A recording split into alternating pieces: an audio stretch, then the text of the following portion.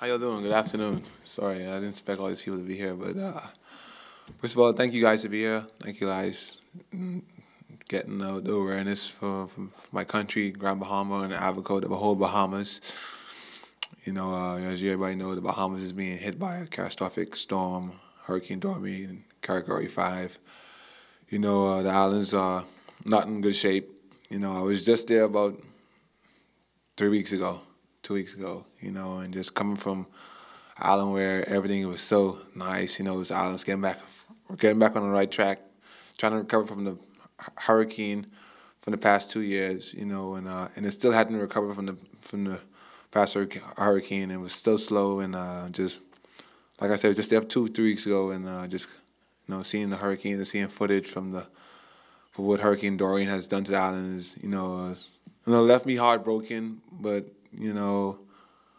there's nothing I can do personally about it. All I do is let God control what He control, and unfortunately, there are a lot of people that have lost lives, and a lot of people have gotten sick really bad, and hospitals that's being damaged. Videos where patients in the hospital had to be in a wheelchair out the hospital because they were flooding and everything. So Bahamas is in a really bad place right now. A lot of people say it, just to make it scenes for like my mom. And I talked to my mom yesterday for the first time. She even got onto me and said, why you didn't call me and check on me? I said I tried to, but the cell phone service was down. But I asked her how really the island's at, and she said it's really bad, buddy. And she say whatever I can do that can help people. Where she's at is fine. Thank God for that.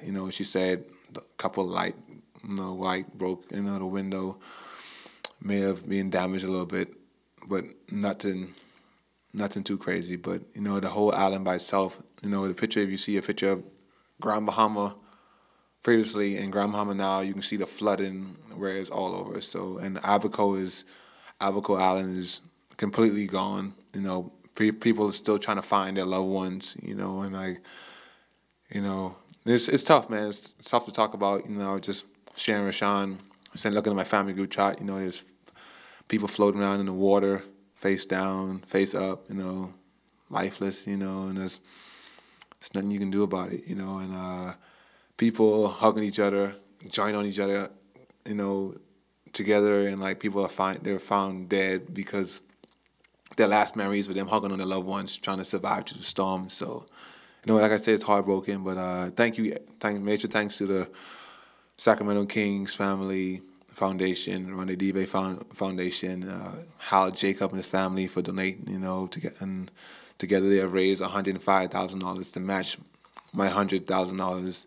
I have a GoFundMe that is live and running up to $50,000, so it's to $250,000 plus. My goal is to get to $1 million, and if I can surpass that, thank God for that. But I just wish anybody, would you have clothes, food, whatever, whatever things that can, hurricane relief that can help families in the Bahamas, will be appreciated. And like I say, sleeping bags, wherever that can be donated. It doesn't have to be money. It can be everything: food, canned goods, water. I was just talking to my mom the other day, and I was like, "Is your water on?" She's like, "No." I said, "How you get the, bed and stuff?"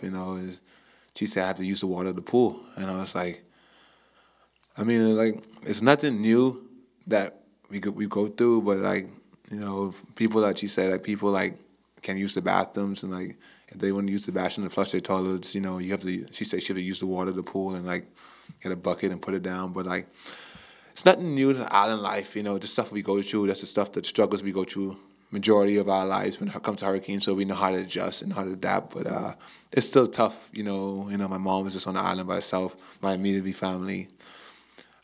She's with her husband and my sister's boyfriend, but I'm trying to get to the island and see what I can do.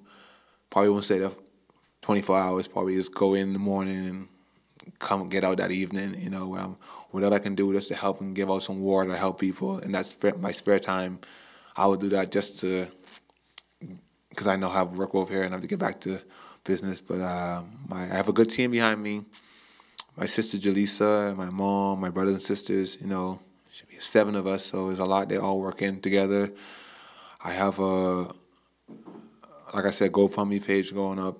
is up already. If anybody needs other information from my foundation, you can go to Buddy Hield Foundation at .org. It's live and running. You can check out all the videos and it's a button you can click donate. You can go to my Instagram, BuddyLove242, or my Twitter, Buddy Hield at Buddy Hield, and everything is in my bio. You can just click the link and donate. And like I say, it doesn't matter if it's cash, food, whatever, man, house batteries, flashlights, whatever people can get through today. I think this would probably take a while to get over with, especially on people on the island. So whatever you guys have that you can donate, everybody in Bahamas is very appreciative. And because people call me every day, hey, we need help, and I say it's nothing I can do right now because the flooding, you cannot land on the airports. The water is still kind of rough. Their boats cannot go through right now, So people are calling me in Miami when they're reaching out and say, hey, man, if you need stuff to take over, you can use our yacht, and so people are reaching out gratefully. So I'm just, blessed to be in this position, and God, I'm in this position for a reason. I play basketball, but sometimes it's always bigger than basketball. It's always helping people and trying to further their lives and whatever you can do. And just thank God put me in the position to help my country. And there's not just me, there's major thank you for everybody around the U.S. and major foundations like UNICEF. We're partnering with UNICEF. Major foundations like them now are just contributing for us down there. The Marine Force down helping down, so major thanks to the United States. They're really showing out and helping our country be a better place.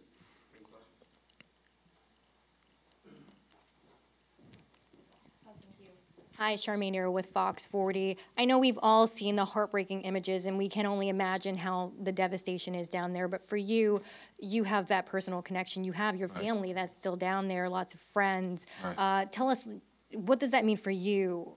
Because a lot of us are heartbroken just looking from the outside in, but for you, it's the inside. It's your family, friends. It's not more my family. My family's okay, but there's other people that were in areas that they thought it was going to hit bad, and the water just rushed off. I had a friend, only way I can communicate with her is WhatsApp or Snapchat, and she was telling me that she was so traumatized and she still feels like it's a dream, the way that the water just immediately that start rising, and she had to run out of the house, and then she had to run for shelter, and she had a little niece, so she had to run with her niece in her hand, and she said she's still traumatized and she needs therapy.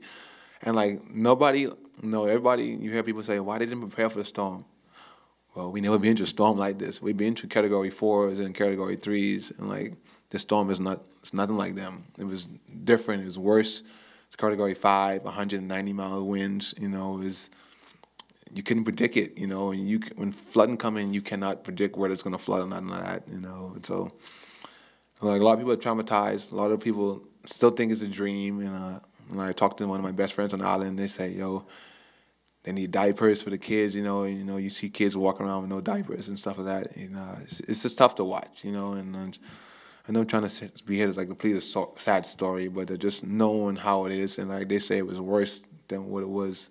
Because I've been to a Category 4, and the next week, a Category 3 hit, and it was bad. And we didn't have school for 3 months. And this is school time, so now the island just in a serious recession right now. So, like I say, it's tough to watch. Like I say, I just see people laying down in the water. People can't find their kids. Some guy a gentleman put his son on the roof. He was trying to, the water's rise so high. He put his son on the roof. Blink of an eye, he turned his head. His son was gone. The wind took him. How hard is that for a father to say that on TV, or somebody come to put a camera in your face and as a father, you feel like you're supposed to protect your child, and he just trying to help people out, and he put his son on the roof, and blink of an eye, his son was gone. So imagine how hard is that to take, So it's tough, man, hearing people's stories, and they're for real. Buddy, first off, thank you for using your platform to try and exact some change or some help that you can. You tweeted in one of your tweets initially about this being an opportunity to rebuild and an opportunity for rebirth. Yeah. Can you speak to just that sort of resilient nature of the Bahamian spirit? Like I said, Bahamians are strong people, man. We always confident. And like I say, we don't get to live the American lifestyle as everybody what we see on TV, but that's why we work so hard for what we want. That's why I work so hard to be in the position I am today. And like I say, the sun's gonna shine tomorrow for sure in the Bahamas, but it's just down right now, and it's gonna be taking a lot of rebuilding. But like God don't make no mistakes. He know what He's doing. He's working with people's lives, and we just gotta come together as one, as a country, and whatever support we can need and to help us, we'll take. And like I said, we gotta come together as one, and we gotta unite as one. And like I said, I'm using the platform to help my country out because it's all I can do. And like I said, whatever they need me to do, whatever the Kings need me to do to help it, I'm all for it, because it's nothing like when you grow up in the country and you grow up on the island and you get to walk those streets each and every day, and the memories used to sit on the, we call it the blocks. When you sit on the blocks and you used to laugh and talk with your friends, and they're not there no more. How hard is that? Houses you grew up in all your life and they're not there. That's hard to take away from, like from people's and their family. That's all they remember, and that's something that will last for a long time. So memories are the biggest thing that's going to people's head. I remember it was just like, I was just on the island 3 weeks ago doing my camp, man, just giving away backpacks and stuff. And I saw somebody home. I just left somebody home, and like saw the pictures of their house afterwards. I was like, wow, I just left this house 3 weeks ago, and it's demolished. So, I mean, the spirit is in a rebuilding spirit, and Bahamian spirits are high, and we believe that we're gonna get back to the Bahamas, and today it's still a beautiful place. Hey, Buddy. Lena Washington, ABC 10.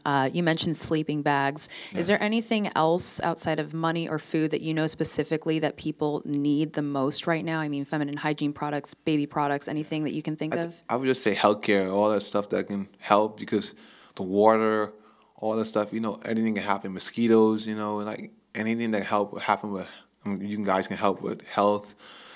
I'm not familiar in that department, but, I would say like Band-Aids or just first aid kits, all that stuff, medicine, probably a lot of people are getting sick from, like I say, from the seawater. Some people are trapped in the seawater. Some people have a lot of hypothermia. I don't know if I'm saying the right word, but like that's the word I got back from my mom. Those people, being around outside a lot, and cause you get ammonia, just sick from the water and the draft and all that stuff. And like mosquitoes, after my hurricane, the mosquitoes carry diseases with them. They latching on to people, going back and forth, so healthcare stuff for sure.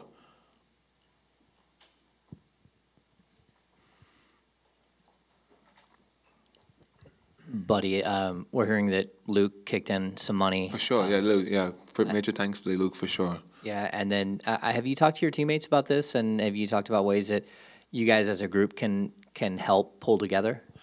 I'm a person. I'm a person. I know my teammates know, they're aware of what's going on, and I'm sure they would donate. And I tell them whatever their hearts feel the desire to give. I'm not a person to say, oh, I want you to give $100,000, match my $100,000. No, I'm just, if it's a penny, thank you so much. It will go a long way because it do add up. So whatever anybody can give, the Bahamas is very appreciative. Not me, the Bahamas, because it's not about me or, my family. It's about the Bahamas and helping people that really need, and helping to restore life and the community we once had. Any other questions?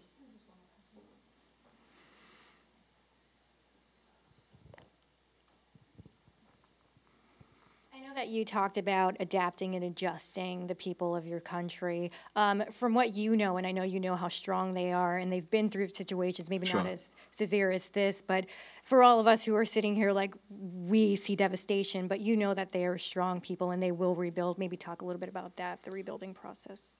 Yeah, shucks, rebuilding gonna be a while. It might take 5 years if another hurricane doesn't hit. Like I said, they were just. I don't know if I'm not the last hurricane. I don't know if it was Wilma. I'm not too sure. Hit the Bahamas, and they were still recovering from that.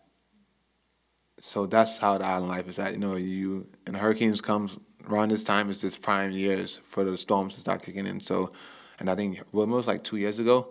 So they're still recovering from that, and the island has been dead because of that hurricane. So imagine a catastrophic storm like this, wiped the whole island out. So it's just, and like I said, bring people close together and like shows that we gotta unite. And the funds and stuff, it's not on an island. And like, you know, you say like, you mentioned like what all we need, lumber too.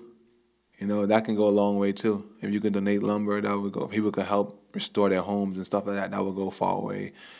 You know, cement. We built our house with a lot of concrete and cement, but you know that would go a long way too. So, you know, it'd be fun to see how we rebuilt. But I know when we rebuilt, Bahamas would be a better place for sure. Thank you.